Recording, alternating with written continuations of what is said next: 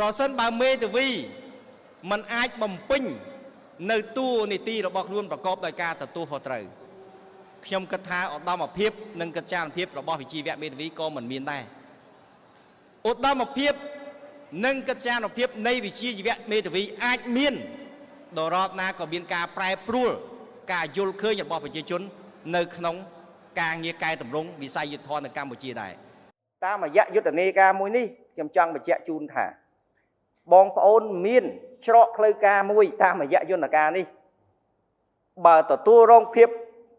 អយុត្តិធម៌ការរំលោភបំពានដោយខុសច្បាប់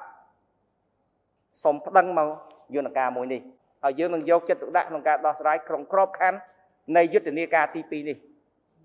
បើរឿងក្តីមានការយឺតយ៉ាវខ្លាំងក៏បងប្អូនអាចដាក់ពាក្យបណ្ដឹងមកច្រកផ្លូវការនេះដែរឥឡូវការប្រកាសបើកយុទ្ធនាការនេះមានន័យស្មើថាការប្រកាសបើកច្រកមួយដើម្បីយកកិច្ចការទាំងអស់នេះមកត្រួតពិនិត្យហើយនឹងដោះស្រាយប្រកបដោយការទទួលខុសត្រូវស្របតាមអ្វីដែលជាការណែនាំដ៏គង់ខ្ពស់របស់សម្ដេចមហាបវរធិបតីនាយករដ្ឋមន្ត្រីនៃប្រជាណាចក្រកម្ពុជា